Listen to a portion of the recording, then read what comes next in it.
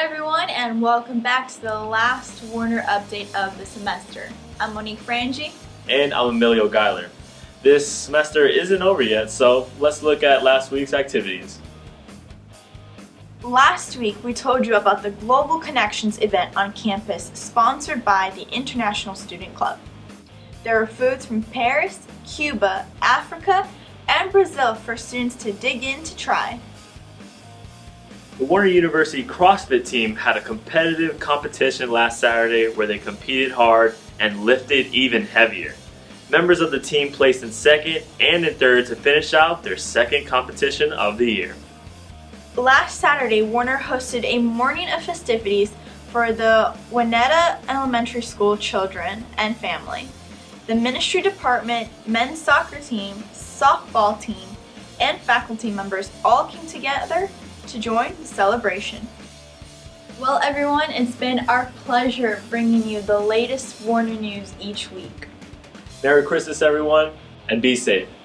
Bye, guys.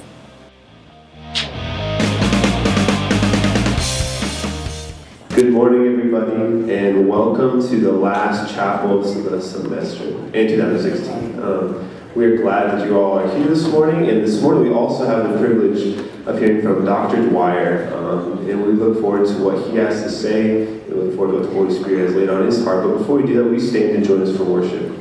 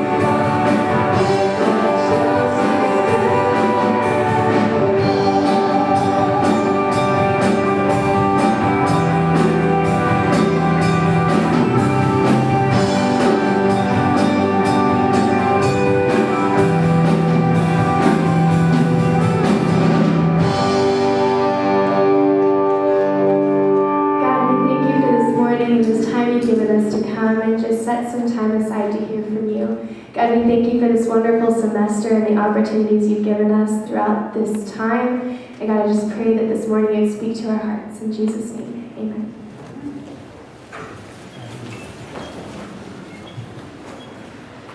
I invite you to look with me in your Bibles in Matthew chapter 2, and I want to start reading to you in verse 1. Matthew chapter 2. And it says, "In the time of King Herod, after Jesus was born in Bethlehem of Judea, wise men from the east came to Jerusalem asking, 'Where is the child who's been born King of the Jews? For we observed his star at its rising, and have come to pay him homage.'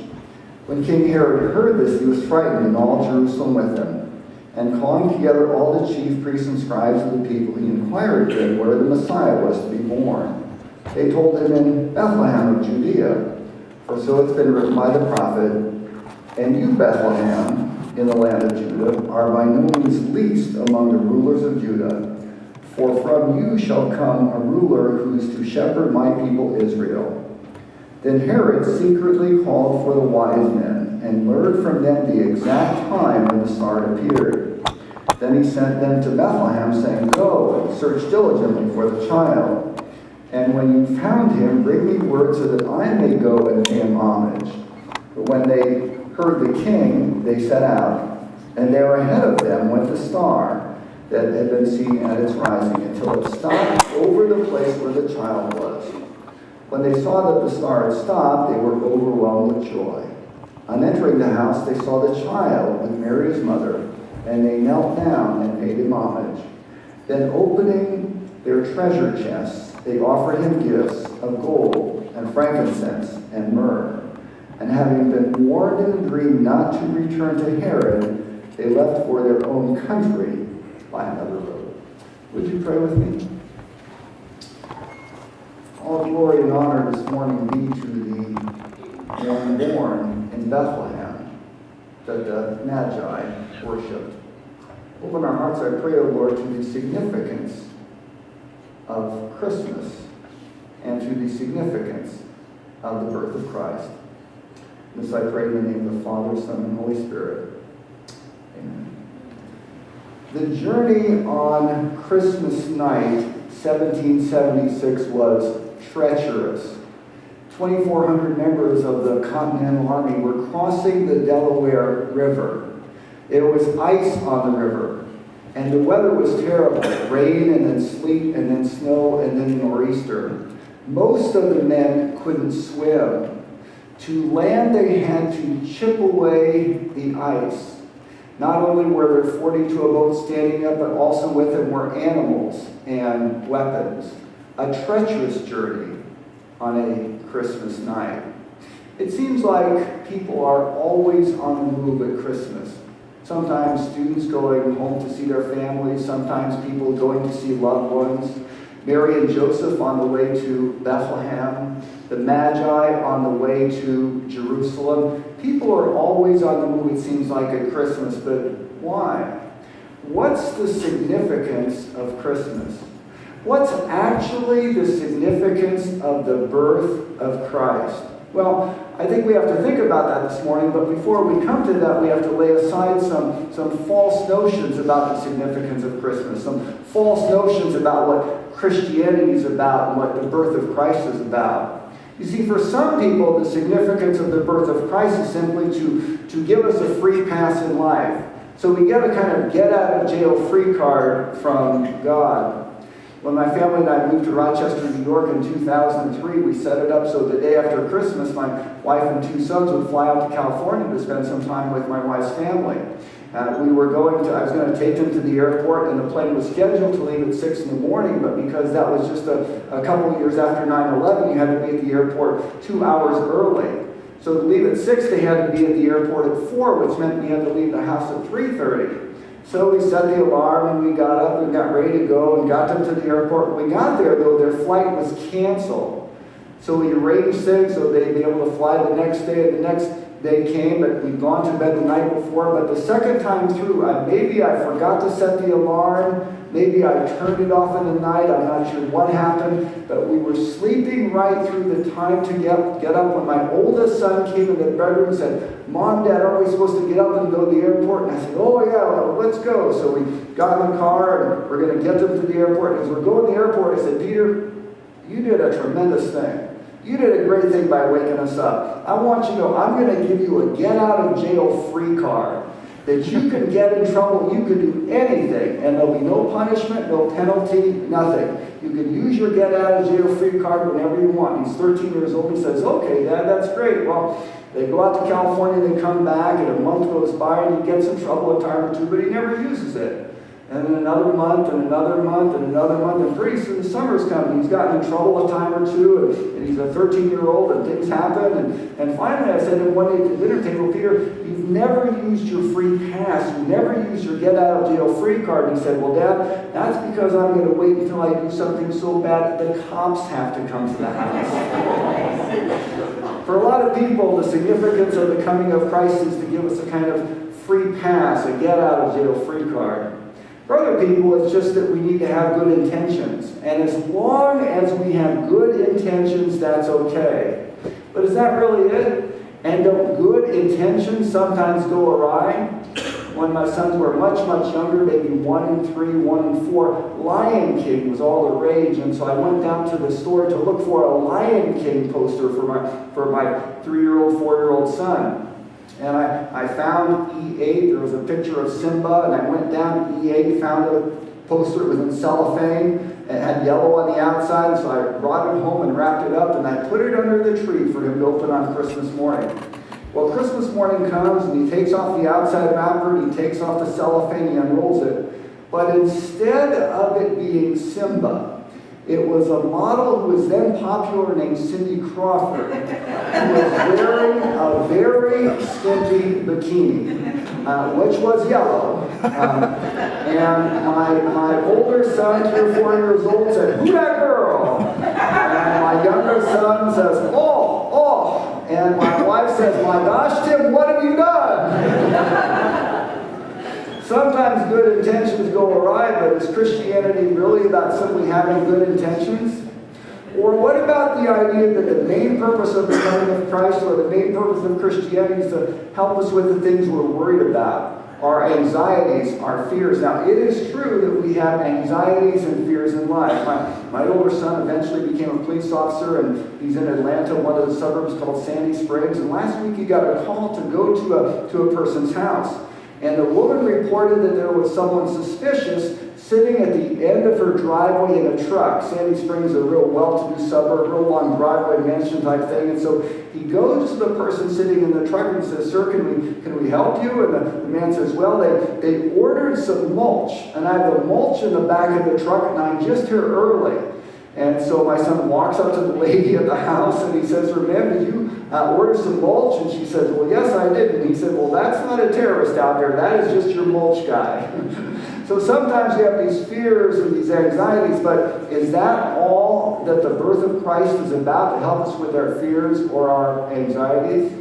And what about the idea that as long as you claim to be a Christian, you really are a Christian? Wait a second. If someone claims to be a member of the Miami Dolphins, does that mean they really are a member of the Miami Dolphins? And if you go to a store and you buy yourself a uniform and a helmet and shoulder pads and everything, does that mean you're really on the Miami Dolphins? Maybe being a Christian, maybe the birth of Christ, maybe Christmas is not about just claiming to be something, because maybe it's not our claim, but maybe it's God's criteria. And what about the idea that Christianity, the birth of Christ, is simply really about something else? What about it's just about doing the right thing? Is it possible that a person can just live to do the right thing but not have a criteria? You know, the Prime Minister of Great Britain, Theresa May, recently said she was raised in the Anglican Church and she'd been taught to do the right thing. But what's the criteria by which someone does the right thing? No, I think the coming of Christ, I think the purpose of Christmas has to go way, way beyond just trying to do the right thing or just having good intentions or just getting a free pass in life. I think it has to go way beyond that. So what is the actual significance of the birth of Christ? Well, to think about that, I think we have to clear some ground. We have to clear some ground because there's some false impressions, some lore about the birth of Christ. Lore that we sort of believe and think, but the New Testament never actually says. For one thing, the New Testament never actually says there were 3 wise men or magi. The number 3 is never given. There were 3 gifts, gold and frankincense and myrrh, but probably other gifts beside that. But it never says there were 3. And the New Testament never says they were kings. We might sing, "We 3 kings of Orient are," but it never says they were kings. And then another thing. Part of the lore of the birth of Jesus is that he was born in a stable or a cave. But guess what? The New Testament never actually says that. And in the Old West, they had stables where someone would tether their horse at the edge of town. And then in the movies, John Wayne or Clint Eastwood might put their horse in the stable and then go into town. But archaeologists tell us that in first century Palestine, people would keep their animals in the lower floor of their houses. So Jesus was probably actually born in a house in the section near where the animals were kept. And then another thing, it's often stated from the Gospel of Luke chapter 2 and verse 7 that the reason they were there was no room for them in the inn. Here's the problem. The translation of that word is in kataluma probably means guest room instead of inn, as it's found in, say, Mark chapter 14 and verse 14. It's probably the case that Bethlehem was too small for an inn. There simply wasn't a guest room available for them. And what about the Magi or wise men? Well, you can read the historian Herodotus, and he talks about them. He'll mention that one predicted the coming of Cyrus in Herodotus book 1. In book 3, he'll say that one usurped the throne of Persia for a period of time. Cicero would say that one predicted the coming of Alexander would trouble all of Asia. So we know about them. They're kind of Persian or Babylonian soothsayers. Daniel chapter 1 will mention them in the Greek version, the Babylonian wise men of Nebuchadnezzar there. But how many were there? Well, there's an old Syrian church tradition that says there were 12 plus their entourage. Or you could make another comparison. A group of them came with a man named Tiridates, who was one of the Magi, to Nero in 66 AD. How many? The traveling party was in the thousands. So for a low number of the Magi, you might think about 50 coming. For a high number, regular number, maybe about 500 coming. So if you set aside the kind of lore of the birth of Christ and ask what actually happened, what is the coming of Christ? What is the birth of Jesus actually about? It's about this. It's about a king coming to reclaim occupied territory. About a king coming to reclaim occupied territory. For if you read through Matthew chapter 1 and Matthew chapter 2, you'll get the idea of a king again and again and again. First verse of Matthew says this is the descendant of David, Israel's greatest king. And the Magi come looking for the King of the Jews. And not only do they come looking for the King of the Jews, but there's a reference to Micah chapter 5 and verse 2 from Bethlehem. And Bethlehem is David's city. And then it says in Micah chapter 5 and verse 2, "From you shall come one who shall rule his people." And then there's the star, a reference to Numbers chapter 24 and verse 17. The star shall arise. Then it says, the ruler shall come. So all over Matthew 1 and 2 is this idea. The birth of Jesus is about a king coming to reclaim occupied territory that's been stolen by a usurper. Think about Narnia, where it's ruled by a witch. And when the witch rules, it is always winter but never Christmas. Or think about France occupied by the Nazis before the landing at D-Day. Jesus came as a king to reclaim territory that had been stolen. Now, when you think about it like that, you think about some big pieces in the Bible. My colleague, Mr. Benbow, so wonderfully said last week to think about Advent, you really have to go back to Genesis 3 in the fall. For the fall was the time not only when people rebelled against God and the world became broken, but it set the world on a course of rebellion. It set the world on a course of rebellion where the ruler they'd handed things over to was Satan. And all throughout the Old Testament, even though Israel is given to be a light to the nations, they don't do that. They don't do the things they're supposed to do. And even though the law is given to say this is God's way to restrain evil, Israel all too often doesn't listen to the law. And even though prophets were sent to tell people this is God's way, all too often people did not listen to the prophets. No, the birth of Jesus, the significance of Christmas is about a king coming to reclaim occupied territory. So how do we respond to that? Well, it seems to me that when we read Matthew chapter 2, there's three ways to respond. One is the way that Herod responded, and that's with anger.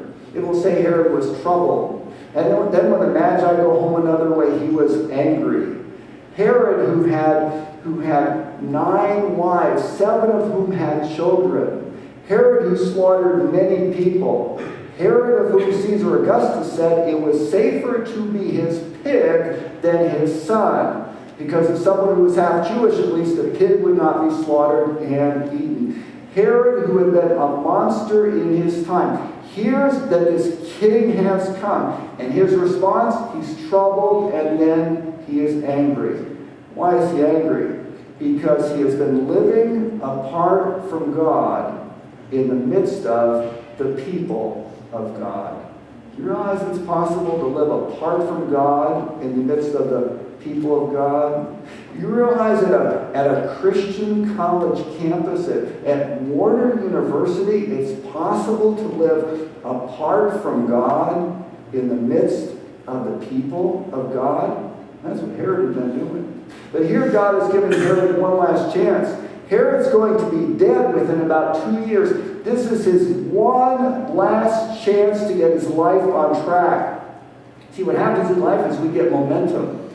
Momentum because we're living in a certain way. We've got certain patterns. We've got certain habits. We have this momentum. And when you get the momentum, it can be very difficult to change the momentum. Now, sometimes it can happen. There's a columnist named George Will that writes about his father, who was a professor of philosophy at the University of Illinois. For 10 years, he worked on a treatise. 10 years, he'd been writing this textbook. But then one day, standing at the board in class, he realized there was a flaw in his thinking, and it all fell apart. So he simply set it aside and went to work again in taking it a whole different path. That can be done sometimes. But it is very hard to turn a life when you have momentum in a particular direction. And maybe that was Herod's problem. His response was anger. But there's a second possible response. That's the response of the scribes. It's apathy. Now, the scribes have religious knowledge. They know the Messiah is going to be born in Bethlehem. They even know it's Bethlehem in Judea, not Bethlehem in Zebulun. They have religious knowledge, but they did not have the transformation that's supposed to come with it. You see, it's possible to have religious knowledge, but not have a transformed life. I had a secretary at one of my teaching posts who was very devout, it seemed. She would read her Bible on the break times, and she would read her Bible at lunchtime, and she went to Bible study, and she was a very consistent and devout member of her Baptist church. But then she committed a horrible crime and is now spending the rest of her life in prison for what she did. Plenty of religious knowledge, but not a transformed life to go with it. These scribes have God doing something gargantuan in their midst, and they simply have the knowledge. They don't have the transformation to go see what's happening. So it's possible to be angry, possible to be apathetic. But there's a third possible response to the birth of Christ, and it's this: adoration. Adoration, and that's the response of the wise men, of the Magi. Adoration. For one thing, it says they came and they worshiped. They got on their knees. In fact, the word to worship, proskuneo, means to get on your knees. Have you ever gotten on your knees before King Jesus? When was the last time you were on your knees before King Jesus?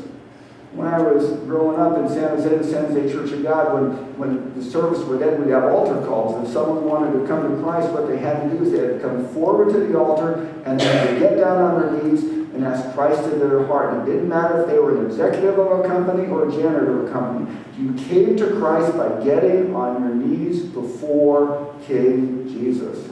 Philippians says that every knee shall bow. Every knee shall bow. There's a great scene in the silver chair of the Chronicles of Narnia where when they realize Prince Rilian is there, it says every knee was bowed and every head was uncovered. One possible response is adoration, but you adore Jesus by getting on your knees before King Jesus. Adoration has another part to it, and it's you learn. You learn. You see, the Magi knew enough to come to Palestine.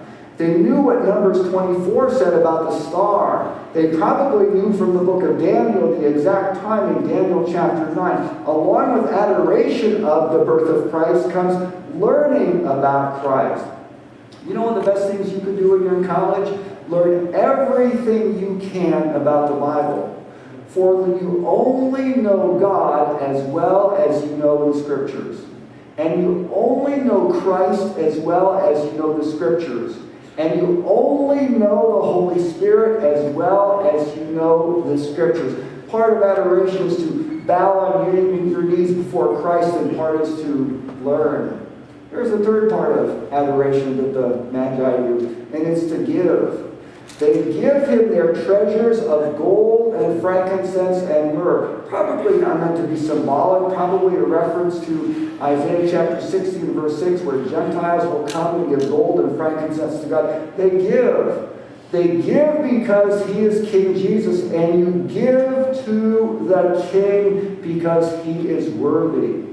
One British cricket player put it like this: if Christ be God who died for me, no sacrifice I can make for him would ever be too great. An old hymn put it like this: love so amazing, so divine, demands my soul, my life, my all. Adoration before King Jesus involves giving, it involves bowing, it involves coming to him and serving him, but there's another part to it. They also follow the guidance they're given. For when they're warned by God to go home a different way and not go back to Jerusalem, they follow that guidance. You know what? There's a lot of times in life when you need guidance from God. I often put it like this: between the ages of 17 and 25, you're going to make some really crucial decisions. Oftentimes in those years, people make decisions of who they're going to marry and what their vocation is going to be. Oftentimes in those years, they set some life patterns and life habits. And I always say it like this: when you make those decisions between about 17 and 25, you need to make them very carefully, because you're going to live with the consequences of those decisions for the next 30 years. But here's the good news: God promises to give guidance to the one who is following Christ. I will counsel you with my eye upon you. I will teach you and instruct you in the way in which you should go. To the one following Christ, just like to the Magi, God will give guidance. So to think about the significance of Christmas and think about the significance of the birth of Christ, we have to clear away some false lore. And we have to think about the possible responses that a person could have. That Christ didn't just come to give us a free pass, or so we'd have good intentions, or so we could just claim Christianity. Christ came as King Jesus to reclaim a world in rebellion against him. So what will be your response to the coming of King Jesus? What will be your response to the birth of Christ? Will it be anger that is dethroning you from your own desires and your own patterns? Will it be apathy, just content with the knowledge you have but not having a transformed life? Or will it be the adoration that involves bowing before him and serving him and giving to him and following the guidance that he gives you in life? Come adore on bended knee Christ the Lord, the new born King. Let's pray together.